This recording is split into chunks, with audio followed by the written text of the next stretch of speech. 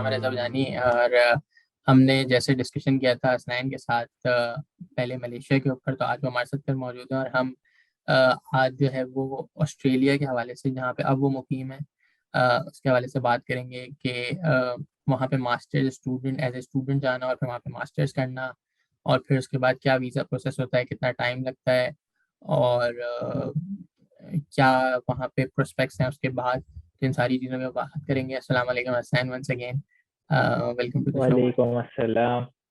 Thank you for inviting me. नहीं, अच्छा, तो आज ज़रा सा ऑस्ट्रेलिया की बात करते हैं।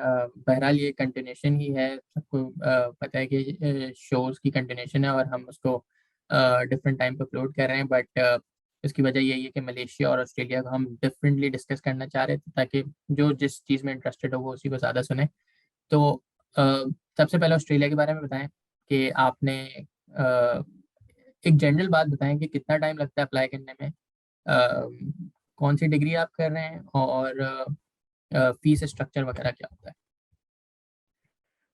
Bismillahirrahmanirrahim. Right now, I'm in Australia, particularly in Sydney, or it's been like 4 to 5 months over here, and like it's been a good experience to me. Okay, first thing like आप apply कैसे कर सकते हो उसके लिए मैं जैसे मैंने मलेशिया के लिए लास्ट वीडियो में आपकी रिकॉर्ड किया करवाया था कि आप खुद से अप्लाई करो।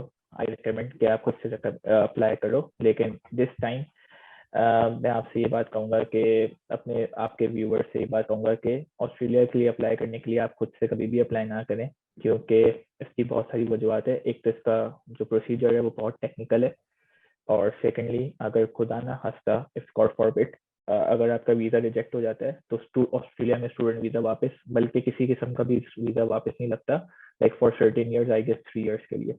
लाइक मेरे ये सामने की बात है कि मेरे एक फ्रेंड था, उसका वीजा उसने कंसल्टेंट के थ्रू करवाया था, लेकिन कुछ उनके अंदर थोड़ी सी पेचीदगी आ गई थी, जिसकी वजह से उसका स्टूडेंट वीजा रिजेक्ट हो गया और आज तक वो नहीं आ पाया। तो तो ये तो बेहतर ही है लाइक कि दैट वाज ऑस्ट्रेलिया के केस में आप जो है वो कुछ पैसे देते हैं, कंसल्टेंट। एक्स्ट्रा खर्चा कर लें। जहाँ आप इतना कह रहे हैं, कंसल्टेंट अमूमन 20-30 हज़ार लेते हैं कॉस्ट, और आपका एक प्रोसेस लाइक वो स्ट्रीमलाइन कर देते हैं, आपकी डॉक्यूमेंटेशन वगैरह में हेल्प कर देते हैं। तो आइडियली आप कह रहे हैं कि जी ऑस्ट्रेलिया के केस बिल्कुल। में। Actually hmm, consultant, yes, it is compulsory. जो हम्म, सबसे मेन बात है ना उसके अंदर ये है कि आपकी एक होती है एसओपी, स्टेटमेंट ऑफ पर्पस, या इसको हम्म, जीटीई भी बोलते हैं ऑस्ट्रेलिया की जबान में। वो बहुत इंपॉर्टेंट होती है। अगर वो आप खुद से लिखते हो और उसके अंदर आप कहीं पे भी लैग कर जाते हो, कहीं पे भी लूप होल इमिग्रेशन को मिल जाता है, तो ये आपके लिए बहुत ज्यादा बड़ा मसला हो सकता है कि कहीं आपकी इंटेंशन सही उनको वाजी नहीं हुई कि आप आया पढ़ने आ रहे हो या क्या करने आ रहे हो। क्योंकि अक्सर बच्चों को नहीं पता होता, वो सच बोल देते हैं या तो, या बेवकूफ़ी कर जाते हैं कुछ। तो जो कंसल्टेंट होता है वो एक्सपीरियंस होता है, वो खुद एसओपी लिखता है, उसको आपका मकसद तो पता होता है, लेकिन वो फिर भी बहुत ज्यादा एक्सट्रीम एक्सपीरियंस होता है कि उसको क्या लिखना है जिसकी वजह से इमिग्रेशन कन्विंस होता है कि ये बच्चा जेन्युइन है। ये मैंने बहुत ये बहुत सारे बच्चे इस बात को इग्नोर कर देते हैं।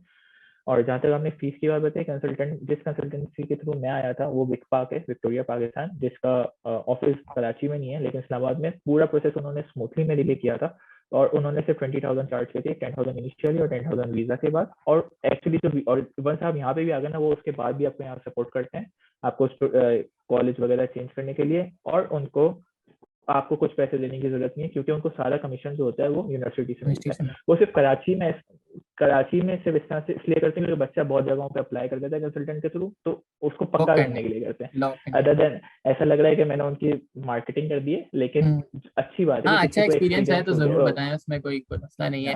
लेकिन मैं आप खुद, रेकमेंड करूंगा। हाँ, लेकिन आप खुद कंसिडर कर सकते हैं, आपको जो भी कंसल्टेंट करना हो।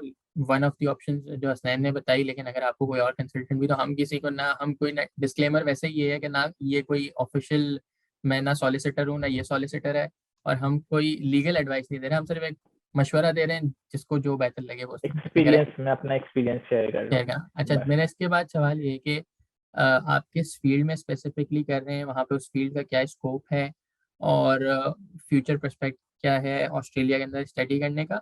विद दिस कितने साल का वीज़ा लगता है।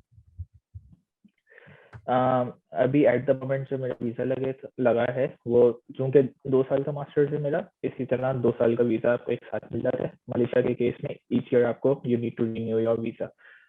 और आपका दूसरा सवाल मास्टर्स किस फील्ड में कर रहा हूँ, तो मैंने बैचलर साइबर सिक्योरिटी में किया है, तो I am continuing that and doing my masters in cyber security now.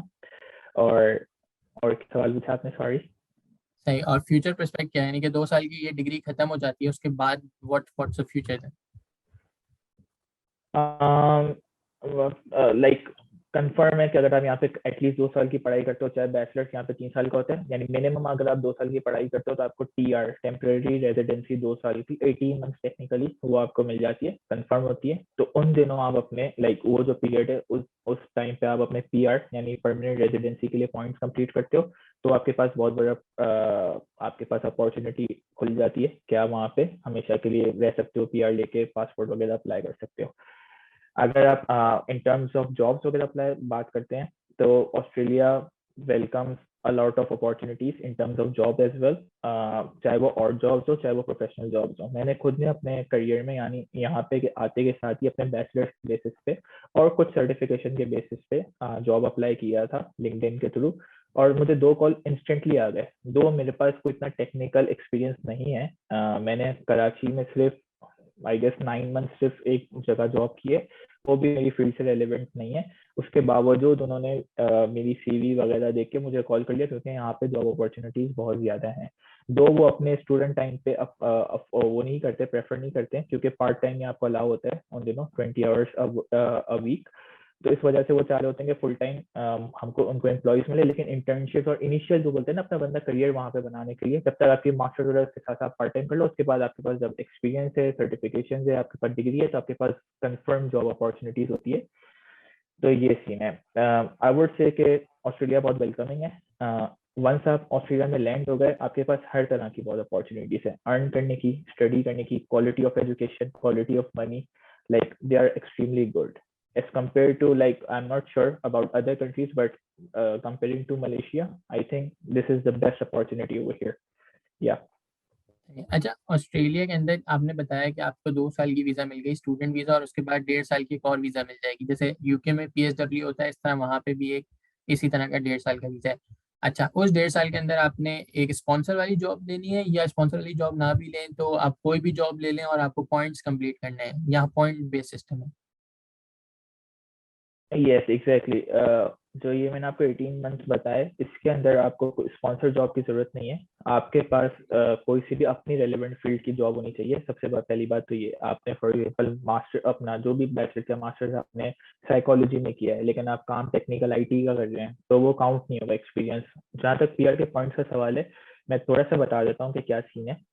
आपके एज के पॉइंट्स होते हैं जो कि 25 to 32 ईयर्स में अगर आप लाया करते हो, तो आपके इसको स्ट्रेट 30 पॉइंट्स बोलते हैं, इसको गोल्डन एज बोलते हैं, और 30 पॉइंट्स मिलते हैं। अगर आपके पास ऑस्ट्रेलियन डिग्री है तो 15 पॉइंट्स होते हैं। अगर आपके पास बैचलर्स हो या मास्टर्स हो, दोनों के 15 पॉइंट्स ही मिलते हैं। इससे पीएचडी हो तो फिर 20 पॉइंट्स मिलते हैं। आइल्स का स्कोर अगर आपका 7 with no less than 7 है तो 10 मिलते हैं, और 8 with no less than 8 है तो 20 मिलते हैं। अगर 6 with no less than 6 है तो 0 मिलते हैं। ठीक है। तो चलें, आइल्स तो इसलिए मैंने ऑस्ट्रेलिया आके भी फिर बंदा वापस दे सकता है। एग्जैक्टली आइल्स सर यहाँ पे इनका ऑस्ट्रेलिया का अपना है पीटी, जैसे यूएसए का टॉफिल है, तो यहाँ पे अपना इनका है पीटीई। वो कंपेरेटिवली इजी होता है, मैंने सुना है, मैंने कभी दिया नहीं है टू बी ऑनेस्ट, लेकिन वो मैंने सुना है कि वो इजी होता है, उसमें स्कोर अच्छा से कर सकते हो, और मैंने अच्छे अच्छे लोगों को स्कोर करते हुए देखा है। तो उसके पॉइंट्स होते हैं। उसके बाद आ जाता है कि अगर आपने यहाँ पे एक होती है एसओएल लिस्ट, उसका फुल फॉर्म होता है स्किल्स ऑक्यूपाइड ऑक्यूपाइड लिस्ट, ऐसे स्किल करके कुछ है, स्किल ऑक्यूपाइड लिस्ट। उसके अंदर अंदर है ना, हर साल डिमांड जिस फील्ड की डिमांड होती है उसके उसकी लिस्ट आती है कि for example cyber security specialist चाहिए, यहाँ पे आजकल नर्सिंग के लोग बहुत ज्यादा चाहिए जो कि पाकिस्तान में अच्छे नहीं समझे जाते, क्लीनिंग, प्लम्बर, इन लोग यहाँ पे भी उनकी बहुत ज्यादा वैल्यूज है। जो अकाउंटेंट है वो बहुत ज्यादा भी जब 2000 आप समझ लो 15 तक उनकी बहुत डिमांड थी, और लेकिन अब वो ओवर 100 पॉइंट से ले गए। यहाँ पे मैं आपको जनरली बात बता दूं, तो मैंने पॉइंट कुछ गिनवाए भी आपको, तो उसके अंदर अगर आपकी अगर फील्ड 65 से लेके 80 पॉइंट्स के बीच में लाया करती है, तो आप अचीवेबल है, ये पॉइंट्स अचीवेबल है एक एवरी स्टूडेंट के लिए। और वो उसके बाद डायरेक्ट पीआर की इनविटेशन के लिए अप्लाई कर सकता है, और इनविटेशन का वेट कर सकता है। अगर आपकी फील्ड 80 पॉइंट से अबव हो जाती है, 85, 90, 95, 100, जैसे अकाउंटिंग अभी ओवर 100 है, तो वो अचीवेबल नहीं है। फिर बच्चा यहाँ पे स्विच करता है अपना कोर्स कि मैं उस फील्ड में घुसूं जिसमें पॉइंट चल रहा है। तो ये सेटअप है सारा। तो अभी पॉइंट्स वैसे आपको एट द ज्यादा मोमेंट लेने हैं, या आपने बोला 100 से ऊपर है अकाउंटिंग की पॉइंट्स, लेकिन अकाउंटिंग के पॉइंट्स अभी एट द मोमेंट 105 चल रहे हैं। इसका मतलब है कि 105 किसी के पॉइंट्स बनेंगे तो वो पीआर के लिए अप्लाई कर सकता है। तो अच्छा, अगर आप 105 पॉइंट्स अकाउंटिंग की अचीव फील्ड करना में ही हैं तो बहुत फिर मुश्किल आपको है। 105 रीच करना है। अगर हाँ आप कंप्यूटर साइंस में हैं तो हाँ आप भले 70 पे भी होंगे तो आपको रख लेंगे पीआर हाँ, देने वो के डिपेंड करता है SOLS क्या चल रही है इस साल की, डिमांड कितनी है। तो लिए। ओके, ये डिपेंड सही। करता है अभी चले जैसे वो कंप्यूटर वो में वो आप, लिंक हम अटैच अगर कर आपकी देंगे बात इसके करो, अंदर कमेंट्स में। हाँ सही। यहाँ पे वो लिंक अटैच कर सकते हैं। इमिग्रेशन ऑस्ट्रेलिया के अंदर की वेबसाइट है, वो हर साल आप अपने पॉइंट, वो पॉइंट कैलकुलेटर भी है कि आप अपने बारे में बढ़ते रहो, मेरी एज कितनी है, मेरी फील्ड कौन सी है, कितना आइल्स का स्कोर है, तो वो खुद ही कैलकुलेट करके बता देगा कि अभी आपके टोटल पॉइंट्स कितने हैं और आप एलिजिबल हो या नहीं हो। सही। तो यानी रिलेटिवली जो आईटी या कंप्यूटर साइंस से लोग ताल्लुक है उनको जाहिर है एक एज तो मिल रहा होगा इस वक्त वहाँ पे दूसरे से। एग्जैक्टली, और क्योंकि यहाँ इसी पे तरह बहुत डॉक्टर्स डिमांड वगैरह है। को भी मिल रहा होगा। नर्सिंग वगैरह की भी बहुत डिमांड है, साइकोलॉजिस्ट की बड़ी डिमांड है, सोशल कम्युनिटी सर्विसेज की बड़ी डिमांड है। ये कराची में लोगों ने ये फील्डें नहीं, लाइक ये फील्ड सुनी भी नहीं होगी, उनको नहीं हम्म। पता होगा। यहाँ पे लोग स्पेसिफिक फील्ड पे जाते हैं, ऐसा नहीं कंप्यूटर साइंस वही बात है। कंप्यूटर साइंस क्या होगा, कंप्यूटर साइंस कभी भी यहाँ पे नहीं दिखेगा। यहाँ पे दिख रहा होगा नेटवर्क सिक्योरिटी इंजीनियर या hmm. Network engineer, cyber security specialist, यानी इस तरह की फील्ड, सॉफ्टवेयर इंजीनियर, लाइक सही फिक्स है, होना उसमें भी चाहिए कि बंदा मैं हूँ स्पेसिफिकेशन क्या। करते हैं और फिर उसके बाद एक स्पेसिफिक फील्ड के ऊपर जॉब करके एक्सपेक्ट। अच्छा, अभी मैंने ये बात सुनी थी कि ऑस्ट्रेलिया के अंदर full time part time jobs apply करना यानी आप कर सकते हैं, क्या अभी तक वो चल रहा है सिलसिला या वो बंद हो चुके हैं? राइट नाउ तो जब कोरोना के का पीरियड ओवर हुआ है, उसके बाद से जब ऑस्ट्रेलिया के बॉर्डर्स खुले, उसके बाद ऑस्ट्रेलिया में एट द मोमेंट कोई वर्किंग रिस्ट्रिक्शंस नहीं है, आप 24/7 काम कर सकते हो, जो कि मैं खुद भी कर रहा हूँ। एक होता है कि यहाँ पे 20, वैसे ऑफिशियली 40 आवर्स अ वीक था, और उसके अंदर वो लड़के इलीगल वे भी करते थे ओवर टाइम भी, टैक्सेस वगैरह पे करते थे, तो उनके ऊपर इतना नहीं होता था, लेकिन लीगली आपको अलाउ नहीं था। एट द मोमेंट गवर्नमेंट ने पूरे हटा दिए क्योंकि इनको बहुत ज्यादा डिमांड है। ठीक है ना, अभी तो आप कुछ भी काम करो तो पैसे भी अच्छे आप earn कर सकते हो और आप घर भी साथ में सकते हो, तो ये गोल्डन पीरियड। तो आई वुड रिकमेंड कि अभी ऑस्ट्रेलिया, लाइक अगेन मुझे नहीं पता यूएसए यूके और डिफरेंट कंट्रीज का, लेकिन ऑस्ट्रेलिया बहुत अच्छा ऑप्शन है। और यहाँ पे आपने जो में एक सवाल भी पूछा था कि वीजा में कितना टाइम लगता है, तो आप अगर अपना visa proper documentation without any, like आप रिपीट लूप में जा रहे हो, बार बार वो आपको बोल देंगे डॉक्यूमेंट आपका गलत है, इस तरह का अगर आप नहीं डालते हो, क्योंकि अक्सर इस केसेस में ऐसा होता है कि आपको वो बार बार डॉक्यूमेंट्स मंगवाते हैं और फिर टेस्ट नहीं होते हैं कभी कुछ मसले, लेकिन अगर आप प्रॉपर चैनल के थ्रू जाओ तो आई गेस आपका जो वीजा है वो विद इन 2 वीक और 2 मंथ्स में ही आ जाएगा। 2 मंथ्स में, 2 to 3 मंथ्स में अप्रोक्सीमेटली। सही। अच्छा, यूनिवर्सिटीज की फीस और स्कॉलरशिप और वो सारे मामला तो लोग गूगल पे खुद ऑनलाइन देख सकते हैं, लेकिन हम सिर्फ उसकी बात करेंगे यहाँ पे वीजा फीस की। वीजा फीस कितनी है जो पूरे प्रोसेस में सिक्स लगी? सिक्स और कोई इंश्योरेंस लेनी पड़ती है क्योंकि यूके केस में आईएचएस होता है, तो इस तरह कोई इंश्योरेंस वगैरह भी है या बस वीजा फीस है और वो मिनिमल सी है? नहीं नहीं, थोड़ा सा यहाँ पे टेक्निकलिटीज है। अगर वीजा प्रोसेस की थोड़ी सी बात करूँ डिटेल में, तो सबसे पहले तो आपके पास यहाँ पे बैंक स्टेटमेंट होनी चाहिए, ये इसका सबसे बड़ा ड्रॉबैक आप समझ लो, क्योंकि ऑस्ट्रेलिया आपको ये बोलता है कि आप आप यहाँ पे कमाने नहीं आ रहे हो, आप उनके एंगल से सोचो, तो वो ये बोलता है कि आप यहाँ पे पढ़ने आ रहे हो, तो that means you should afford your self. Okay, तो सही है। आप क्या सीन है इसके अंदर कि आपके पास यूनिवर्सिटी की 1 साल की कम से कम फीस, अब जितनी भी है वो, जैसे एट द मोमेंट मेरी $10,000 है, ऑस्ट्रेलियन डॉलर वो, और साथ में यहाँ का जो 1 साल का लिविंग एक्सपेंस है वो 27,000 समथिंग है। तो समझो 37,000 ये हो गए। आपके पास हेल्थ इंश्योरेंस होनी चाहिए, इसके एक्सपेंसेस मिलाकर उस जमाने में जो मेरी बन रही थी वो 5.5 मिलियन की बैंक स्टेटमेंट बन रही थी पाकिस्तानी रुपीस में। सही। तो एक एक साल इसमें की समझे सिर्फ आप, एक साल की दिखानी होती है इनिशियली। इनिशियली आपको 6 मंथ्स के लिए 6 मंथ की स्टेटमेंट दिखानी होती है, जब तक आपका वीजा नहीं आता तब तक आप पैसे अपने ब्लॉक अकाउंट में फंसा के और रखो। ब्लॉक अकाउंट में यानी कितने टाइम तक पैसे रखने होते हैं? वही, जब तक आपका वीजा नहीं आता, डिपेंड, 6 महीने लग जाते हैं खुदा ना खास्ता वीजा आने में, तो 6 महीने तक, 3 महीने में आ जाए, 2 महीने में आ जाए, 1 महीने में आ जाए, एक बंदे का 2 हफ्ते में भी आया हुआ है। तो ये इसका थोड़ा सा ड्रॉबैक है। अच्छा, तो यानी आपको वो पैसे उसमें रखने, क्योंकि मैं बहरहाल आपको बस 28 डेज पैसे रखने, स्टेटमेंट दिखानी है और फिर वो आगे थ्रू हो जाती है, फिर उसके बाद आप वो पैसे निकाल सकते हैं। बट ऑस्ट्रेलिया का हमें ये एक चीज़ देखनी पड़ेगी कि फाइनेंशियली अगर आपके पास इतने पैसे हैं कि आप उसको 6 महीने रख सकते हैं, तो ही सिर्फ आप ऑस्ट्रेलिया अप्लाई कर सकते हैं। वो भी मैं, अगर आप मुझे इजाजत दें तो अब मैं आपको उसका यानी भी बहरहाल बता बैंक देता हूँ वगैरह कि से या किसी से उधार लेके वो किया जा सकता है, तो वो पॉसिबिलिटीज एग्जैक्टली। बहरहाल होंगी, तो वो खुद अपने आप फिगर आउट कर सकते हैं, वो तो हर किसी का अपना वो है। समझ गया मैं। अच्छा, और उसके बाद एक दफ़ा जब आप ग्रेजुएट हो जाते हैं यूनिवर्सिटी में ऑस्ट्रेलिया की, उसके बाद आप जॉब्स के अप्लाई करते हैं। अ, कितने ऐसे लोग हैं जो ऑस्ट्रेलिया में, यानी एक जनरल सी बात करते हैं कि जैसे अगर 100 लोग आ रहे हैं मिसाल के तौर पर, तो उसमें कितने परसेंट लोग हैं जो ऑस्ट्रेलिया रुक जाते हैं और कितने परसेंट ऐसे हैं जो वापस आ जाते हैं पाकिस्तान? ऑस्ट्रेलिया जो रुक जाते हैं या पढ़ाई के फौरन बाद, तो वो तो 100% है। नहीं, क्यों? बट इनको हाँ जॉब्स भी जस्ट मिल जाती हैं, यानी एक्वायर कर लेते हैं, वो ये पॉइंट सिस्टम को क्लियर कर लेते हैं, तो यानी कि एक नहीं अच्छी नहीं नहीं ज्यादा नहीं। तादाद है जो कर लेती है, या कुछ ही क्रीम होती है जो वो कर पाती है उसको क्लियर?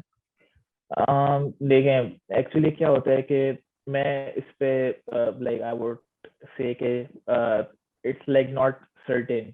आप इतना कुछ आसान नहीं नहीं कह है। सकते क्योंकि इतना आसान नहीं है। इसकी वजह है क्योंकि जब तक आप ग्रेजुएट हो रहे होते हो, एक्चुअली यहाँ पे क्या सीन है ना कि अगर आप इस फील्ड में घुसे हो ना, पहली बात तो आपकी मोस्ट ऑफ द स्टूडेंट्स जो पढ़ने वाले होते हैं वो अपने वक्त पे स्टडीज खत्म कर लेते हैं, लेकिन जो नहीं करते हैं ना, क्योंकि यहाँ पे आपके पास अर्निंग अपॉर्चुनिटीज बहुत है, तो वो अपनी डिग्री को बहुत ड्रैग करते हैं, 2 साल की डिग्री 3 साल तक खींचते हैं। इवेंचुअली होता क्या है कि आप जिस फील्ड में जो सोच के आए होते हैं, जैसे अभी मैं साइबर सिक्योरिटी में सोच के एट द मोमेंट इस पे 75 पॉइंट्स है, जब तक मैं 3 साल के बाद ग्रेजुएट होऊंगा, 2 साल की डिग्री है, खुदा ना खास्ता, अगर मैं इसको ड्रैग करता हूँ तो पॉइंट लिस्ट से ही बाहर हो जाती है, तो फिर अब मैं दूसरी फील्ड में चले आऊंगा।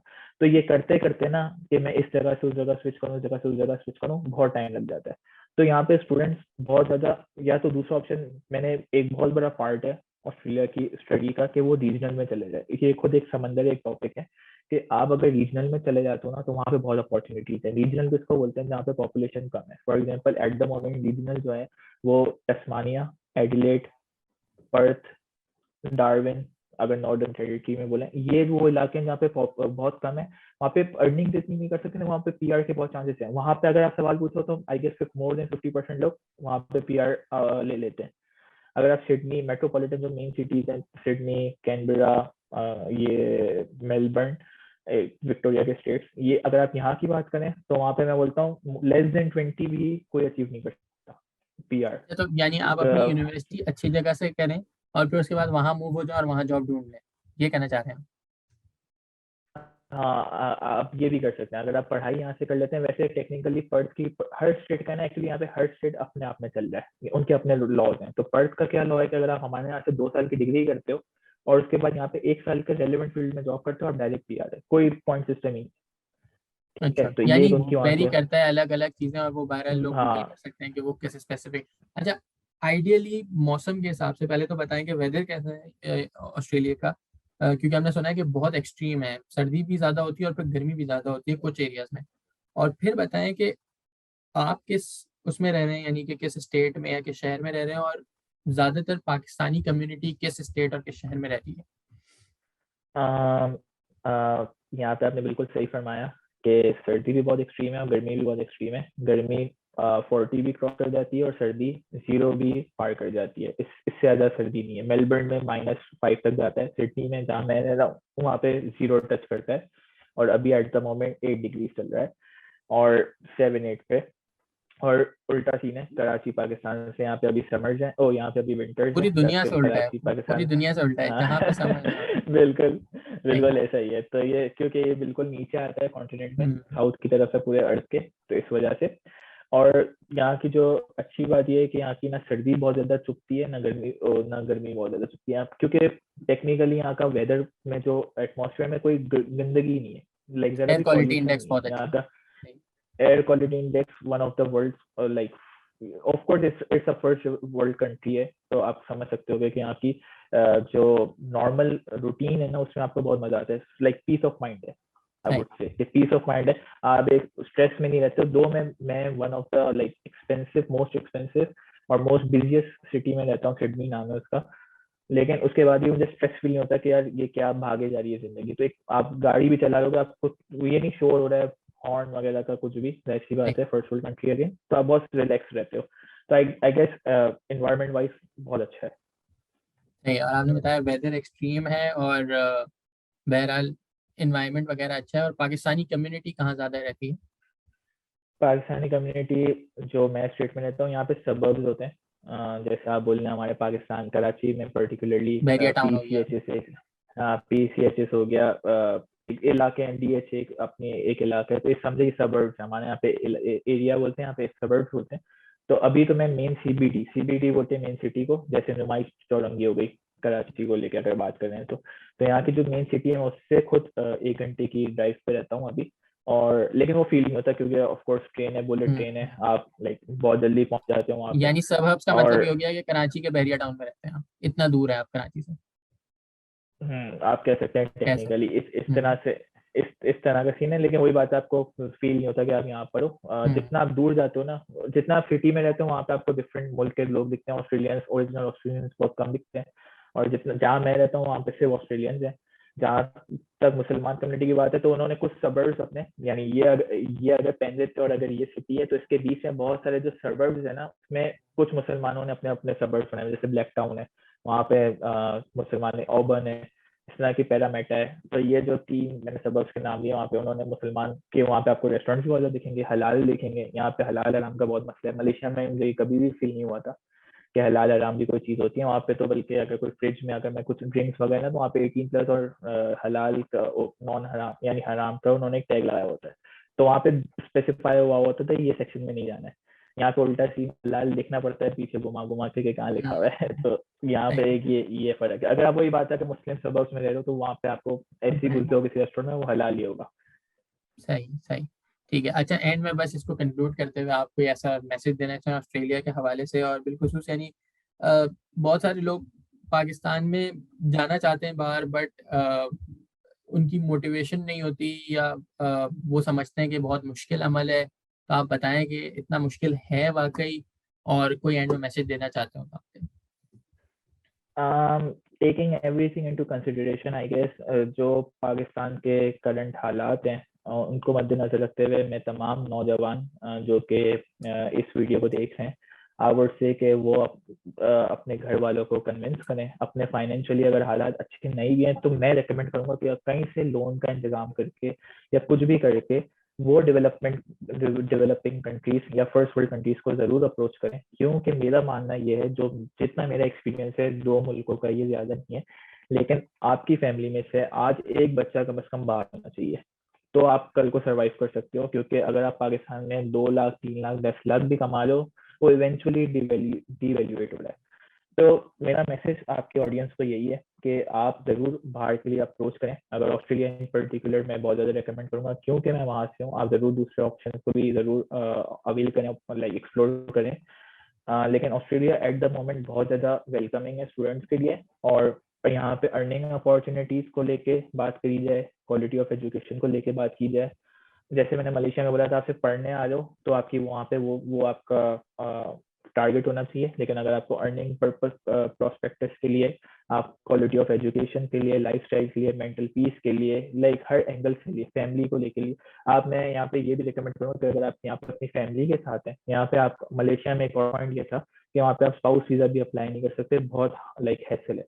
यहाँ पे आप जो ऑस्ट्रेलिया के अंदर अगर आपके पास स्टूडेंट वीजा है, एज लॉन्ग एज आपके पास लीगल वीजा, आप अपनी पूरी फैमिली को भी बुला सकते हैं। पेरेंट्स को लेकर थोड़ा सा स्ट्रगल होता है क्योंकि अगर उनकी एज ज़्यादा होती है तो हेल्थ इश्यूज आ जाते हैं, तो ये लोग इतने वेलकमिंग नहीं है। लेकिन अगर आपकी स्पाउस या बच्चे हैं वो आपको बहुत ज़्यादा वेलकमिंग है। तो इवेंट मैं आपको इन शॉर्ट ये बताना चाह रहा हूँ, लाइक टू इनकैप्सुलेट, आप यहाँ पे ज़रूर अप्रोच करें अपने आप को और बाहर निकलें। कम से कम मेरी एक दफ़ा अगेन देखने के लिए, रिकमेंडेशन ताकि यही आपको है, एक्सपोजर मिले, एक्सपीरियंस मिले। आपको आपको एक्सपोजर मिले और आपको ये समझ आए कि बाहर कराची से दुनिया बाहर, पाकिस्तान से बाहर भी एक दुनिया है। दुनिया वो कैसे चलती दुनिया है। भी एक, आप एग्जैक्टली आपकी नस्लें समझ जाएगी। समझने वालों के लिए आई थिंक ऐसी इशारा काफी है अच्छा, कहने एक ये। एक और सवाल, कि जब आपने बोला कि अगर इकोनॉमिक हालात भी इतने अच्छे नहीं है तो भी आप ट्राई करें और किसी तरीके से आ जाएं, यहाँ पे मेरा क्वेश्चन ये बनना कि चलें इकोनॉमिक हालात सही नहीं है और एक बंदा आ जाता है, प्रोवाइडेड दैट कि अभी फुल टाइम वहाँ पे वर्क अलाउड है, कितनी फीस वो अपनी निकाल सकता है वहीं से, और कितनी फीस उसको पाकिस्तान से आइडियली लेके जानी चाहिए, यानी कि क्या वो अपनी फीस निकाल सकता है, पहले तो ये सवाल है, और अगर निकाल सकता है तो कितनी निकाल सकता है। रजा भाई, वो अपनी फीस 100% निकाल सकता है अगर वो मेहनती बच्चा है। देखो निकालने को तो नहीं निकाल सकता, अगर आप चाहो तो वो डिपेंड करता है, केस टू केस वेरी करता है, मेरे अखराजात कितने, मेरे एक्सपेंसेस कितने, मैं कितने शशके में रहता हूँ, ठीक है ना। तो अगर नहीं, आप हम उसको कंसिडर हटा दो करते वो हैं कि बात को। एक एक हम, क्योंकि हम एक ऑडियंस को टारगेट कर रहे हैं जो हम चाहते हैं कि वो मेहनत करे, वो पढ़ने वाला एग्जैक्टली बच्चा भी है और वो मेहनत करने को तैयार है और वो कोई अय्याशी नहीं, वो सिंपल लाइफ गुजारने को तैयार है 2 साल तक। उस केस में वो कितने परसेंट अपनी फीस निकाल सकता है? मैं यहाँ पे एक थोड़ी सी बात हाईलाइट करना चाहता हूँ कि ऐसा नहीं है कि आपको यहाँ पे घुट के रहना पड़ेगा, आप यहाँ पे फर्स्ट वर्ल्ड वाली कंट्री गुजार सकते हो, अय्याशी को नहीं करोगे तो आप हम्म। अपनी फीस 100% निकाल सकते हो, और आप 100% सिर्फ निकाल नहीं सकते, आप अपने घर पे भी अच्छे खासे पैसे भेज सकते हो, जिसके अंदर आपका एक फैमिली जो 5 बंदों की है वो महीना भी चल जाएगा। लाइक मैं खुद इस बात को बहुत सारे लोगों को देख चुका हूँ, अपने सामने की बात है, वो दिन रात यहाँ पे मेहनत करते हैं, और यही हमारी हमारी जो एज है अभी एट द मोमेंट वो स्ट्रगलिंग एज, अगर आप अभी स्ट्रगल कर लेते हो अच्छे वक्त अच्छे तरीके से, हम्म। तो आपकी आने वाली 40-50 ईयर्स के बाद की जो एज है वो बहुत सुकून से गुजरेगी। तो मैंने अपने समय, सिर्फ एक तो सिर्फ मेरा केस बहुत अच्छा चल रहा हो फॉर एग्जाम्पल, मेरा नसीब अच्छा है, नहीं ऐसा नहीं है, यहाँ पे 80% बच्चा जो डेंट आता है बोल। वो अपनी फीस 100% खुद निकालता है। एक दफा भी मैंने किसी बच्चे को घर से, यार मैं घर से फीस आ रही है वाला सीन नहीं सुना मैंने, वो अपनी फीस भी खुद निकालता है, और साथ में वो उल्टा घर पे भी सपोर्ट कर रहा होता है। एक तो सपोर्ट करने की वजह ये होती है कि आप डॉलर्स में कमा रहे हो, तो टेक्निकली वो, अगर आप $1 कमा रहे हो तो दैट मीन्स वो $140 बन रहे हैं। तो आप हम्म। खुद सोचोगे $10 कमा रहे हो तो 1400 हो गए, $100 कमा रहे हो तो 14,000 हो गए, तो इतना कोई बड़ी बात नहीं है यहाँ पे, 140 का भी तो चलो, डॉलर अगर वो चल रहा है। इनकेस वहां भेजता नहीं भी और उस कंसिडर को हम अभी, कम से कम वो दो नहीं साल नहीं, लेकिन तो अपना खर्चा निकाल सकता है वो 2 साल में। अपने खर्चे के साथ वो सेविंग्स अल्हम्दुलिल्लाह कर सकता है। सही है, ये सही है। इसका यहाँ का बहुत बड़ा एडवांटेज है। ठीक है, और कोई बात जनरली आप ऐड करना चाहते हैं या फिर हम इस पर रैप अप करें शो को? नहीं बस आखिरी में वही बात मैं रिपीट करूंगा, और मैं बहुत सोच समझ के रिपीट कर रहा हूँ कि आप अपनी फैमिलीज में से एक बच्चा, अगर आप खुद हैं, खुद इस काबिल हैं कि आप पढ़ना चाहते हो, देखना चाहते हैं बाहर जाके, तो खुद अपना आपको, अगर आपकी एज निकल चुकी है तो अपने भाई को या किसी भी आने अपने बेटे को, किसी को भी आप जरूर बाहर के लिए भेजें, और ऑस्ट्रेलिया उनमें से बाहर में से एक बहुत अच्छा ऑप्शन है। Thank you, that would be it I guess.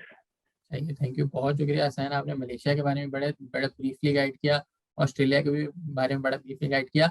मेरा जो पर्सपेक्टिव है उसमें थोड़ा सा मुख्तलिफ है, बट ये है कि एटलीस्ट अगर आपको एक बच्चे को भी भेजना है और उसको ज़िंदगी भर नहीं भी रहना बाहर, तो एटलीस्ट वो एक्सप्लोर करने के लिए ज़रूर आए, वो कम से कम यहाँ पे 4-5 साल अपनी ज़िंदगी के लगाए, और फिर वो पाकिस्तान भी जब जाएगा तो उसकी उसकी अपनी ज़िंदगी थोड़ी सी बेहतर होगी, बदली भी होगी, उसको दुनिया का एक्सपोजर होगा उसके अंदर।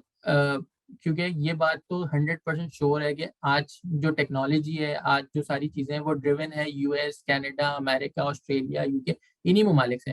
ऐसा तो नहीं है कि मिसाल के तौर पे पाकिस्तान से माइक्रोसॉफ्ट चल रहा है या पाकिस्तान से जो है दुनिया के लैपटॉप बन रहे हो। बिल्कुल। ये तो हमें मानना पड़ेगा, भले हम उसमें नेग्लिजेंस में रहे कि हमारी मिट्टी और हमारा वतन वो सब कुछ अपनी जगह है, मगर ये बात हमें याद रखनी पड़ेगी कि आईफोन कहाँ बनता है, या किन ममालिक से ये टेक्नोलॉजीज आई हैं, किन ममालिक में जाके रिसर्च हो रही है, कहाँ से हमारी मेडिसिन आती हैं, कहाँ से हमारे सारे।